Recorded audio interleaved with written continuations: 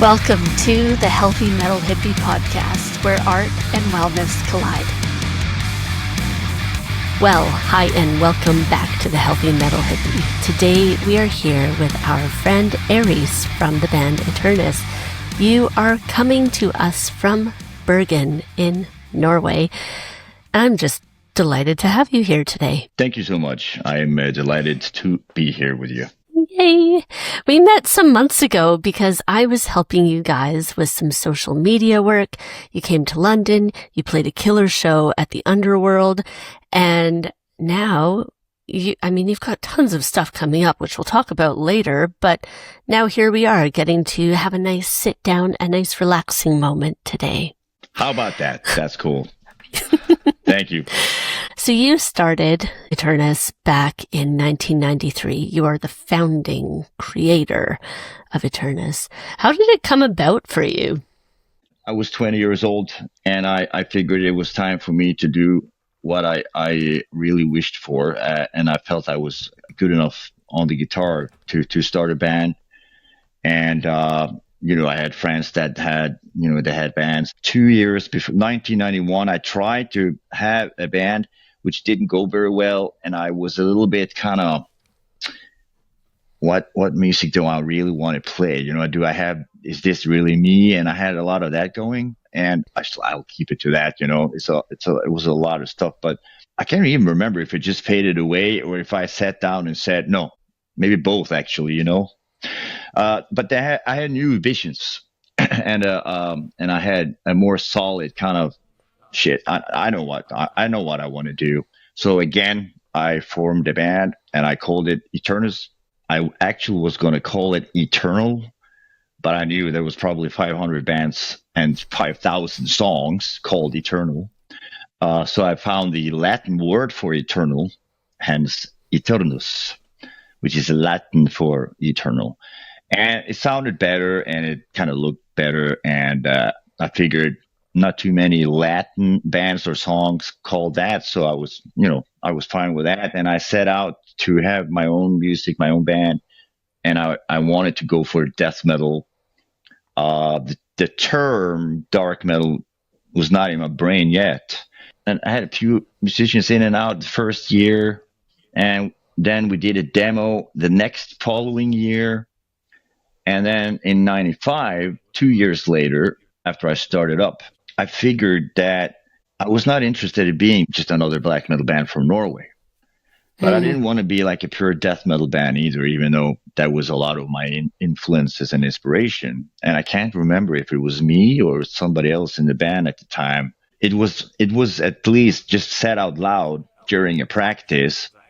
It's like, well, our music is very down tuned. It's not really black metal, not really death metal. Something in between is dark metal, right? Dark music, dark metal. Yeah. And obviously that was like, whoa, yeah, okay, rock and roll, that we have it, So that was what we did. That's how I have been putting my music into a category ever since. And, fellow musicians, fans or whatnot have always kind of felt like it was actually a very good classification of musically, at least, like what we do. So that's how dark metal came to be, our thing. So that's that. I love it. I think it's really interesting how you touched on like, what was I wishing for? Right. Right. I don't know. I think when you're talking about, you're 20, you're thinking I'm ready to start making music and things like that. Be in a band. Exactly. And I think it's really, really cool because you I don't know, you have all these ideas, right, of what you should do and blah, blah, blah, but you find that thing that aligns with who you are. And it's just like, you can't let it go, right? No. And so that's finding the band. It's, getting into whatever work that you end up doing or how you live your life or anything like that. And honestly, it's just exciting to me that you were able to do that at such a young age, because a lot of people, I think, struggle with it. Yeah, that's true. I mean, and also at first you're happy just to find a bunch of guys that wants to play with you. and you're having Mm. a lot of fun, just partying and drinking beer and smoking cigarettes and being all cool and playing together, and you had fun, and very quickly we were actually lucky to be able to participate in some kind of, I don't know if you can call it festivals, but like gatherings of Mm. different types where different bands were giving an opportunity to play live. Shit, I can't remember if it was like already the first year of the band's existence. Already before 94, at some point, we did get an opportunity to play live. And I think we had only 4 songs, and we played those 4 songs.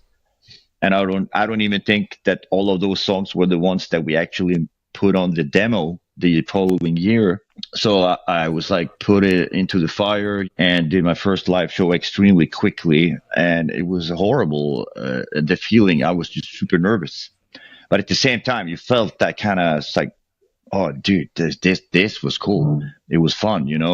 And there was a lot of feedback coming also from the people that was listening to us, and I was like extremely surprised. I couldn't believe they liked it, because you were like very, the self confidence wasn't really there because everything was just so new. But it really kind of lit the fire. It's like, okay, I want to do this. This is real. Like when I was younger, like when I was a kid, I was just looking at Kiss, and I was like, yeah, I want to do that, but I didn't know how to get there to be like like the band Kiss. But it looked really cool. And then of course when I finally got to do that show, that first show, I remember it's like, okay, now, I'm not going to fucking quit doing this. This was really cool. And it fueled everything, just to keep going, keep making music and hoping for other opportunities to play shows and so forth. I was very serious about, being in a band and having that very on an early stage in my life, having that as a my type of meaning of life in a way. And it's like, this is what I do. I play the guitar, I play in a band. Sure, I'm not making any money. So, but I figured out how to do that also, of course. But it was really, yeah, it was like a way of life very early. Definitely. Oh, I love that. And so, okay, so you got that like spark from that first show, Yeah, right? yeah. Did that help you build confidence in other areas of your life as well? Yeah, I guess, self-esteem and how you feel about yourself and daring to do things, when you do live shows and you're like very, you're on display, you're naked to a bunch of people, watching you play the guitar. There's a bunch of musicians out there. There's musicians that would just pound you into the ground by just a couple of riffs, always there was always somebody better than you and so forth. And as time goes on, yes, yeah, you build up your self-esteem and your confidence. That goes into other parts of life too. Yeah, for sure. Yeah. And Mm. personality, how you deal with whatnot, personal life or private life, or like just work or whatnot. When you actually find yourself mastering that position and being that person on stage, like me as a singer, I was like a front man. You pull the band through the shit. You get a lot of focus being standing there in the middle playing the guitar and singing. So yeah, that it does a lot when you understand that you master that. Of course, yeah, it does something to you. I think it's cool. It's like, I don't know, I feel like a lot of the theme that keeps coming up over the past several episodes on here is like that idea of just doing it scared. And sometimes you might be like, oh, fuck, can I do this? But when you just plow through it and you go for it, you're like, oh, shit, actually, I'm pretty great. Yeah, Um, so, so that's going to be a good feeling too. When, I think there's so many times that we hold ourselves back from doing all the things that we like dream of and that we want to in life just because we're like, oh, I yeah. don't know, it's scary. What if this doesn't work? If you don't practice enough, you'll be very quickly in that situation where you're like, oh no, you feel Yeah. very naked and you feel like this is not going to go well. Then you understand. Okay, you didn't practice that enough. You can't play a song, and then when you come to the lead, for example, and then it's like, oh shit, after this verse, I have to play that lead. that's a good sign. Like, okay, you didn't practice it enough because you're supposed to go into that lead completely blowing everybody's head off.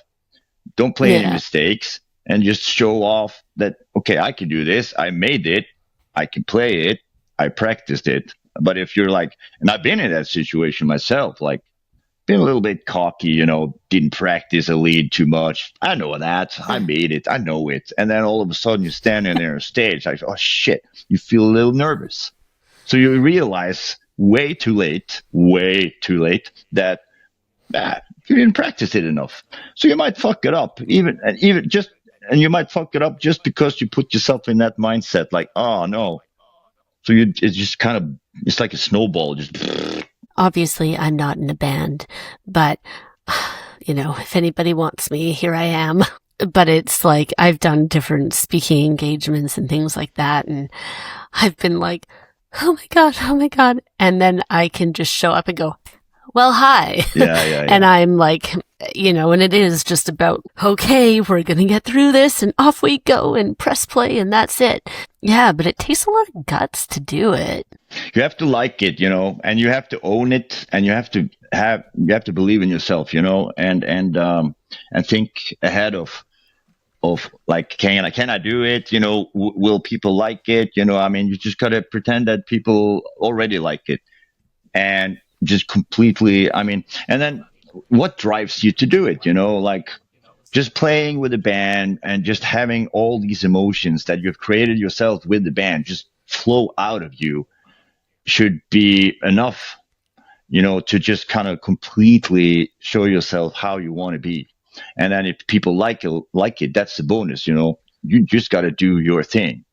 And once you realize that, I mean, I think it's easier, like if you have like a show or you're just talking to people, or if you're having a course or whatever, I mean, you just got to own it. Just pretend everybody is interested and just go for it and believe in yourself. And, I mean, you also realize very quickly that the feedback and being in that position is something that really drives you and fuels you. And you like being there, because if you don't, you'll be quickly just quitting, of course, because, okay, that was not for me. I felt horrible playing, even though I did it okay.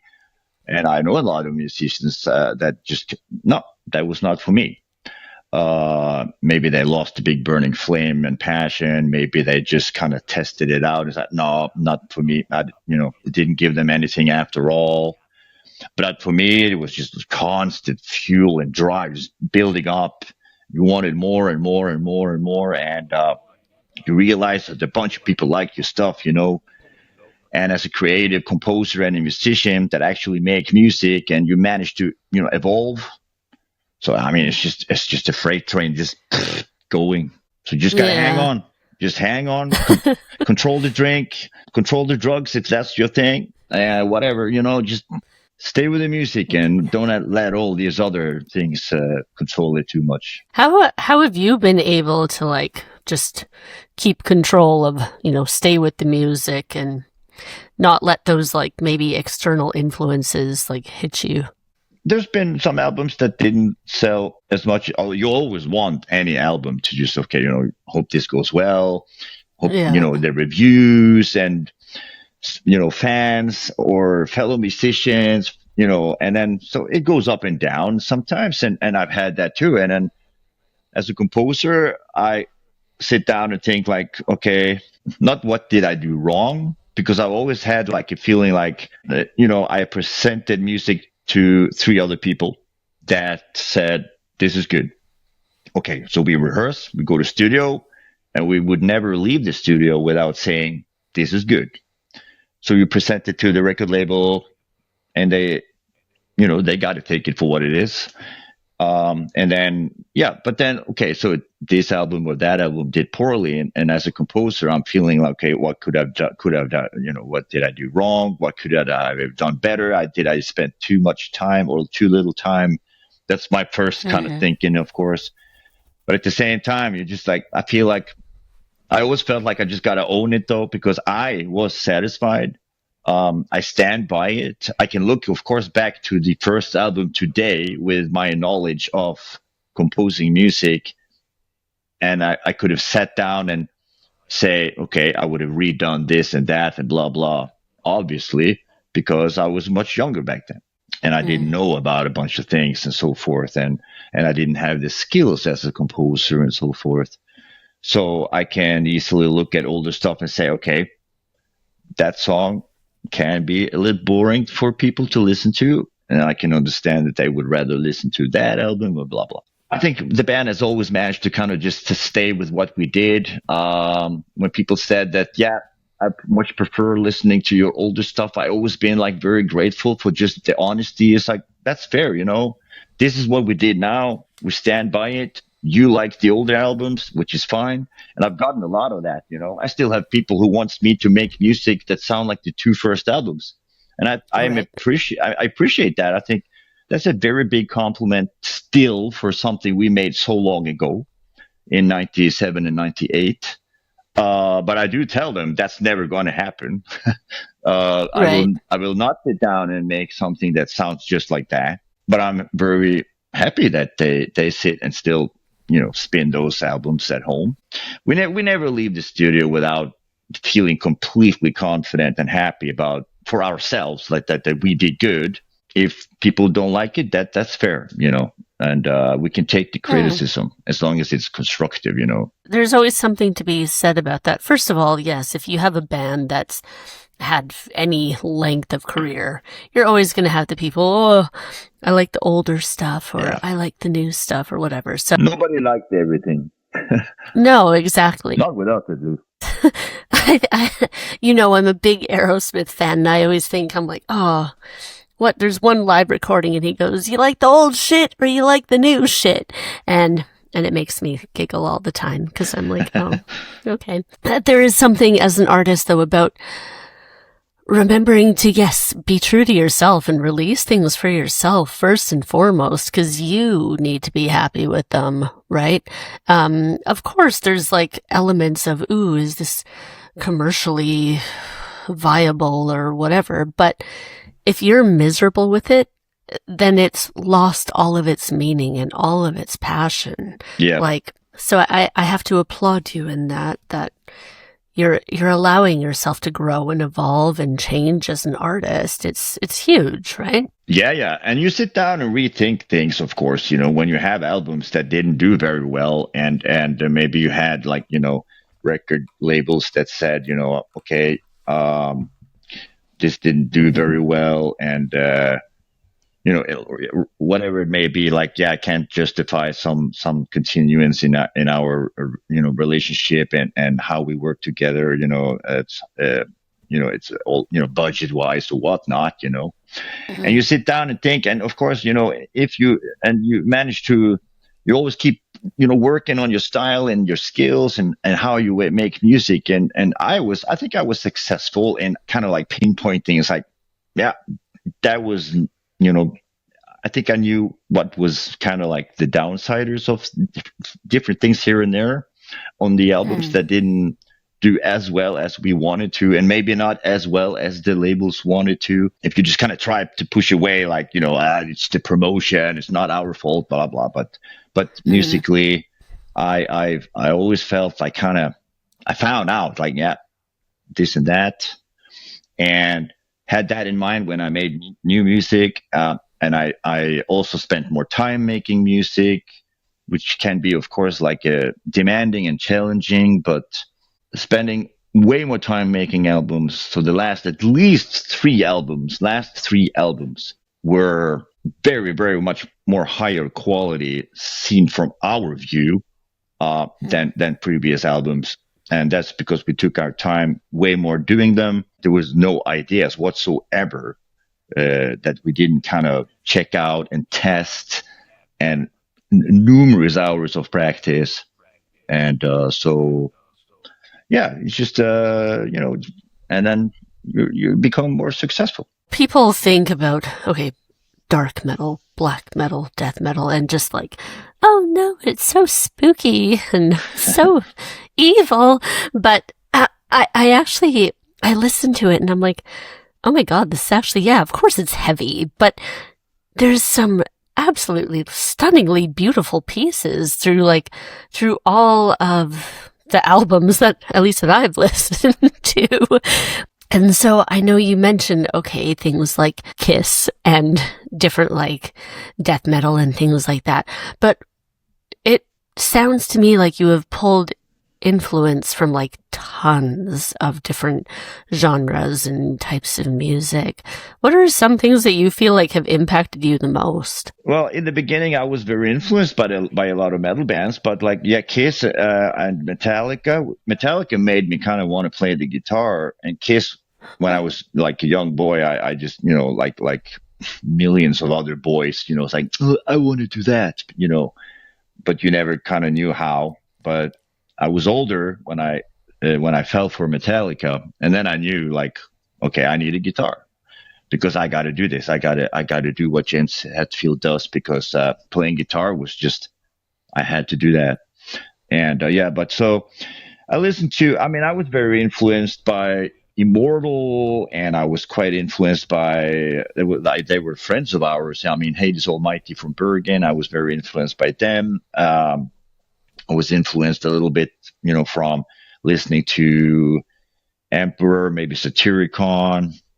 I think Immortal was the band, maybe some Hades Almighty stuff almost kind of poured into some of my riffs and stuff, where I had to kind of rethink what I did, because I listened too much to them, and then it's not smart to sit down and make music after you pound through in one of your favorite band's albums.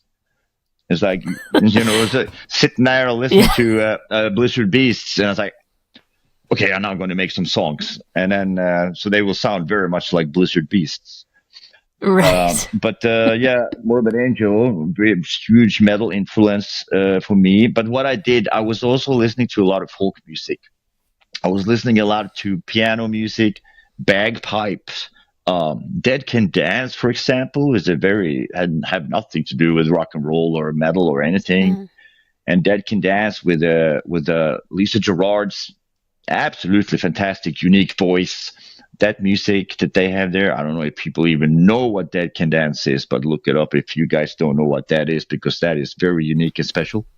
Lisa Gerrard, Dead Can Dance. And some Norwegian fiddle, old folk music. There is a Scandinavian band, or like a group called Hedningana, which means the heathens, which had old Scandinavia type of traditional, like their own take on old traditional folk music. And I put that into the emotional part of making metal music. So what then that enabled me to do was to emotionally use that and then turn that into metal riffs, where it, of course, obviously it didn't sound anything like these people, but the emotions and how I felt pushed me to make the music. And that was a very interesting way to work for me. And I did that for extremely a long time. I might actually still do it today, even though maybe it's not as a focused way of making music. But that was a lot of how it all, worked for me back in the day. The mix of your kind of metal band heroes with that other type of thing, obviously Kiss, like you say, Aerosmith or CC Top. I was always a big fan of that. And just how that made you feel and how you got that groove, and you sit down and you make some metal riffs based on the groove and the feel, but you don't go for the actual riffing, just how you feel. Oh, I love that. And so, I'm happy because I felt like, yes, there's a lot of like folk influence there too in some ways. And I'm like, phew, I do love a good folk song, but you can, I don't know, it just feels too like it's in, like, yes, that traditional folk music, but like the folk gets embedded in all the metal that comes out of Norway. It absolutely feels like that too. But there's the way you do it, it's just beautiful. And Thank you. I'm a big fan, just saying. Thank you. Thank you. I think, and I think people get too kind of up their own ass about things like we can take influence from like every little thing in our life Anything. and make it into the thing that we love, right? Yeah. You know, I actually, you know, it's funny because I like a lot. I'm a big classic rock lover. I love punk rock, and I also, I love weird hippie folk, I don't know, underground, whatever, all sorts of weird stuff. And I love all my pop and like my dance music too. Super fun. But I used to have people be like, well, you're not metal. You can't even say that you are. And I'm like, just calm your fucking titties down, okay? Because like, I'm allowed to be multiple things at once. You can. And I'm allowed to be influenced by lots of things at once. And it's okay. I don't know. I mean, we don't need to gatekeep all of this stuff. Yeah. Young people tend to kind of point at you, you know, and then because they want to be all flashy and cool and you're not underground and blah blah, you know. But as time goes on, you learn that, you know, it's quite okay to sit down and listen to Mariah Carey if you want to, and then put on Slayer the next day. I don't listen to Mariah Carey myself, but I can say she's an absolutely fantastic singer. Celine Dion, same thing. Absolutely love her voice, but I don't need to sit and listen to it. And I don't, but I have done it enough to say I am extremely impressed by those two women, for example. And that's fine if somebody says, you know, how can you be so metal if you like Celine Dion? And then I'll just say, that's very easy, actually. You should try it. You know, it'll always be like that, you know. And people say, like, yeah, it's not underground. It's not underground. You got to keep it underground. It's like, okay, so why do I have to keep it underground? And why do you define underground? And yeah, this band and that band is sellout and they do big arenas. And it's like, they deserve that.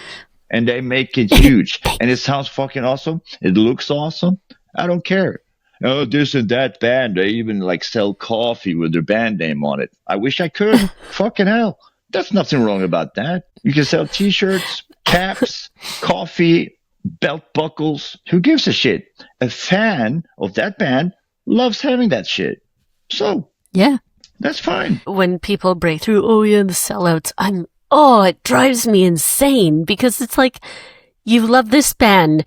Don't you want them to make a living? Don't you want them to keep making music? How about be happy? We want them in arenas if they can be in stadiums like Maiden. Yeah. Wow, delightful.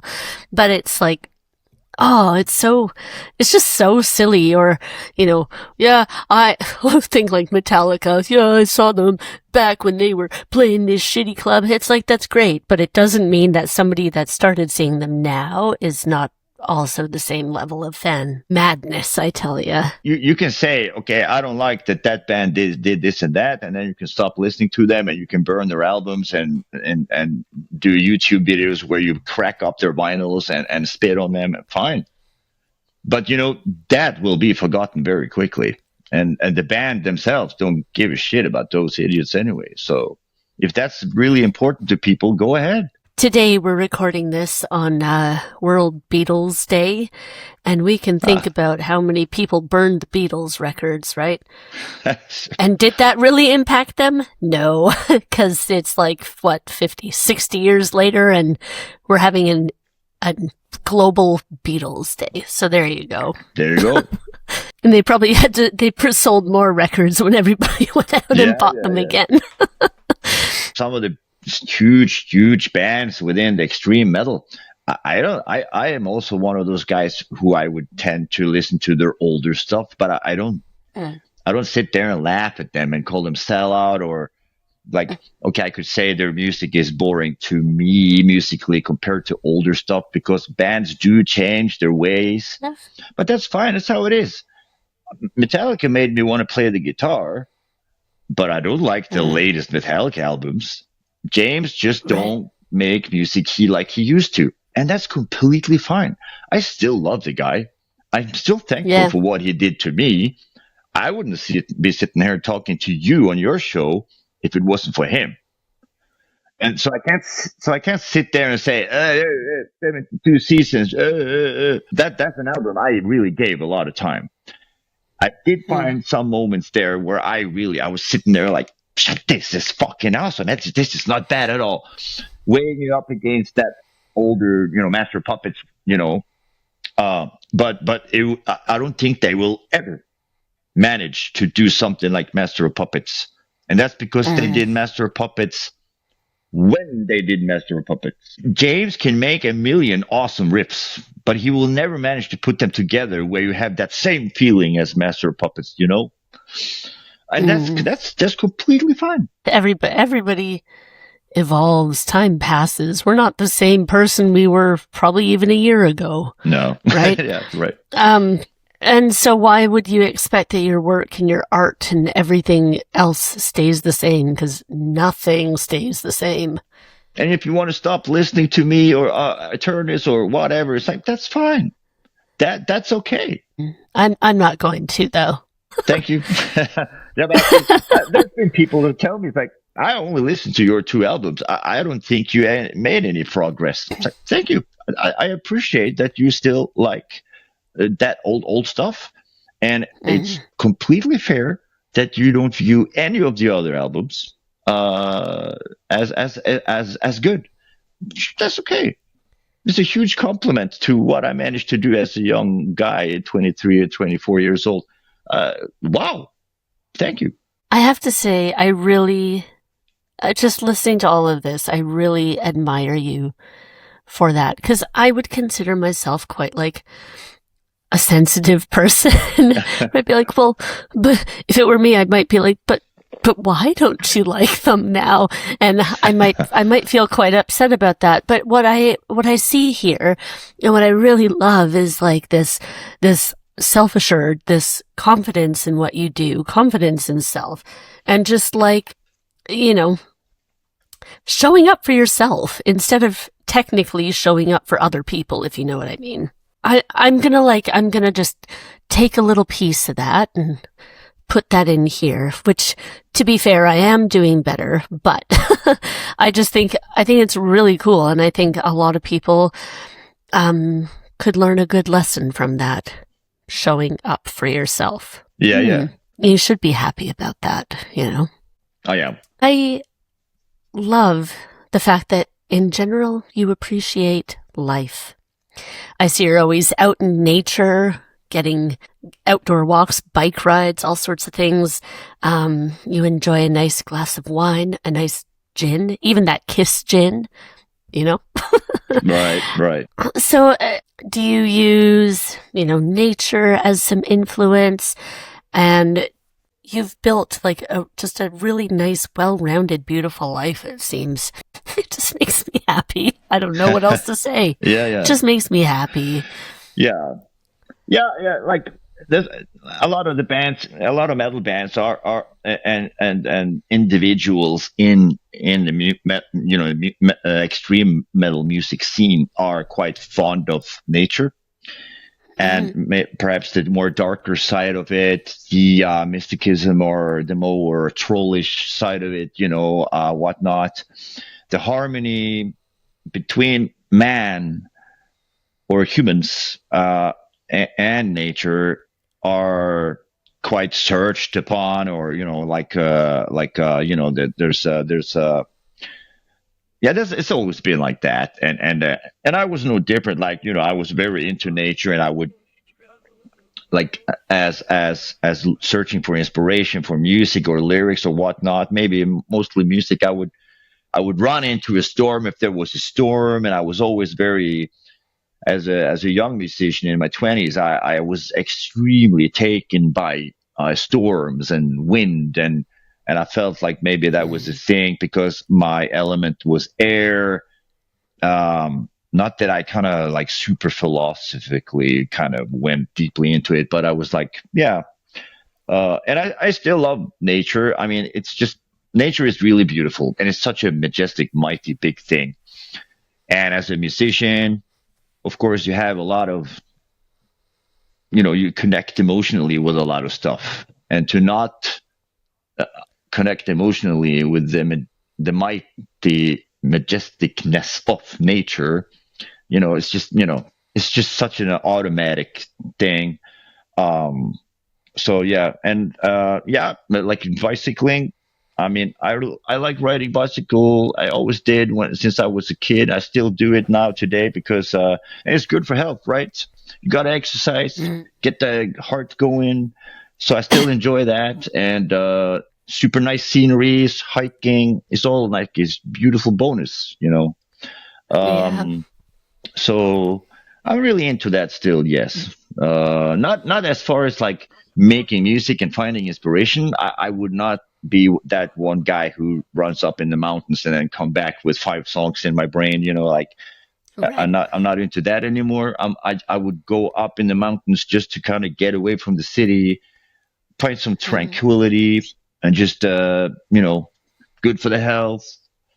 And it's just a awesome Hmm. feeling being up there. You know. I agree. I think when you're out in nature, you have that connection with yourself and Yeah, with kind yeah. of the rest of the world, while also just yeah having that space to reflect. But I mean, Yeah. yeah, and you are quite you do your workouts and all that Yeah, stuff yeah. too, right? You are quite a healthy fella. Well, time don't stand still, right? So, you know, I'm 53 now, Hmm. and there's a lot to gain from just training and working out, and you know, keeping alcohol under control, which I have no problem with. I quit the huge party going out to pub life many years ago, Mm. so it's not even in my interest to be so heavy on all of that, you know. And Mm. because of that, also you enjoy it more when you finally pop open a wine. You know, it's like you can enjoy it more. For me, that's how it works now. And yeah, and I like training because it's good for me. You know, I feel Yeah. that I feel a little bit younger than 53, even though I am 53. Hey, that's pretty cool. I promise. And I mean, and you look younger than 53, so Thank that's you. good. I'm just saying, you know. I I I agree, yeah. There is something about like just being constantly moving, and that just in general is good for your health. I Yeah. know for me, but like my weightlifting and all my whatever kind of cardio I'm doing for the day, that is super helpful for me just for keeping my stress under control. Right. Right. Um, does it help with your mental health and things like that as well? I think automatically it does, you know, Hmm. because you feel workouts and training, you know, whatever you do, it boosts. You know, you sleep better, you sleep more, you wake up more refreshed and mentally. I mean, it's all connected, definitely. I think so, It's, without actually noticing much, maybe, but I think it's all connected for sure. I feel like if I have to, take a break from like weight training, I notice. And I think probably Yeah, people around me notice too, because I'm just a little bit more, a yeah, little more kind of like, okay, let's go do something. I can kind of calm down a yeah, bit yeah. more when I have worked out because I have a lot of energy. So But I mean, you feel bad mentally when you're drained of energy and you're tired, and you know you get all exhausted by just taking the trash out, you know, and you feel like you've been running mm, for an hour, but you just went like 3 meters to put the trash out in the bin, and you're like, you know, and yeah, that it does a lot to you, you know, and bad sleep is horrible, and it makes your mind completely fucked up, all these type of things. yes, And workouts make you sleep better, you know, eat healthy, training, it's just, there's benefits all along, even for the yeah, this big muscle in here. So it's good old noggin. yeah, Yeah. yeah, that nut. Yeah, yeah. No, I think it's really important, and I love when people talk about kind of their, what they do for their own health and wellness overall, because it's important. And I mean, This tastes good, but it won't do so much good for you.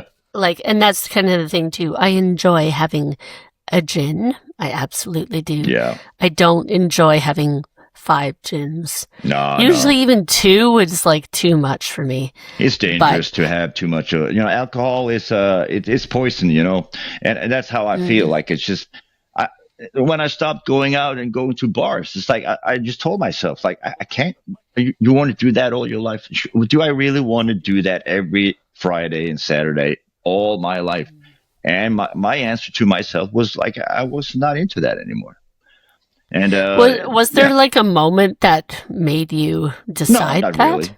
I You were was just just like, I'm getting bored kind of yeah, deal? yeah. It's like and you always kind of like lose one whole day being hungover, and the Sundays was like always just on the couch. And as you got older, the hangovers got worse, and that's just a biological way of life, because metabolism goes down, and hence the alcohol stays longer in your body. It fucks up more of your whole overall function. And Hmm. so, and I was not happy with that. I was really not enjoying losing a day, just feeling all shitty. And you eat all this shit and drink, and you eat sweets because you feel sorry for yourself, which doubles up the hangover. And then you wonder, like, Hmm. why am I feeling worse? What the hell? So Exactly. I You're didn't like, like it, so I stopped. I wasn't into that anymore. And socially, that was how you kind of met people. But I mm, also my social needs at one point just kind of it went down. I didn't need that. I was very okay with not meeting a bunch of people all the time. And as long as it's choice, it's not something I was like put into where I didn't want to be. It was a choice, so it was fine. yeah, I was okay. yeah. I'm my own No, own best friend. So yeah, as you should be, though. I think we should all be our own best friend, right? And we have all of our people that we keep around us, but it doesn't mean that you have to be out meeting people every freaking day of the week. And that's exhausting too. I mean, I did that, and I enjoyed it when I did it. But yeah, at one point, that was enough for me. And I'm sure too, when you're on tour, you meet lots and lots of people there, and I think that's wonderful, right? Yeah, But I won't talk too much about my work, but my work is with a lot of humans, to put it that way, and so I get a lot mhm, of. There's a lot of people around me all the time in different yeah, ages at my work. So when I come home, like just being alone and just not doing so much, it's actually that's where I just completely recharge. yeah. And of course, I don't mind going out to meet people and so forth, but I certainly don't do it as much as your average person. But again, it's Yeah. a choice, and I'm completely fine with it. I feel that too. Yeah. If I genuinely love people. Like, I really, really do. But I have, at the end of the day, if I have been doing a lot of peopling, which I do, I'm ready for like, please just head in a box. Nobody talk to me for like at least 2 hours. And Exactly. I feel bad even like for my son. Sometimes he knows that there are days where my brain is just fried when I get home. And I'm like, you just, just give me a minute. Yeah, yeah. And so, but that's the way it is. And I think we figure out those routines and little things that work for us to kind of help us be our best selves in all the other ways, right? Definitely. So you have some exciting shows coming up for Eternus. Yeah, we have in August we have the Drums of War in Barcelona, where we are performing our first album, Beyond the Wandering Moon. It's full length, um, which is the second time that we do that concept type of thing. We did that at Steelfest in Finland, and so we're doing it for the second time in Barcelona at the Drums of War festival. Then we have confirmed and all set, ready a little cute Brazilian tour, which is will be the second time that we go down there to play some shows. And we are playing together with a Swedish band. Sitting here like being all extremely unprofessional and not remembering their name. Yeah, Centinex was the band. And I checked them out. I did listen to these guys, and actually, that was some fiery shit. So I'm looking forward to that. Yeah, and Oh, that's going to be amazing. and obviously, our album Philosopher came out long ago now. So we're gonna go into a period where we're gonna be making music again, and a huge kickstart for that. For me, as the main composer in the band, will be my holidays that are now starting next Wednesday. Oh, cool. My first official holiday day. I will be doing a lot of pre work before we start working together, and I'll be putting a bunch of riffs down, punching that into my computer on my hard drive, and I'll be working on a few structures, a few ideas.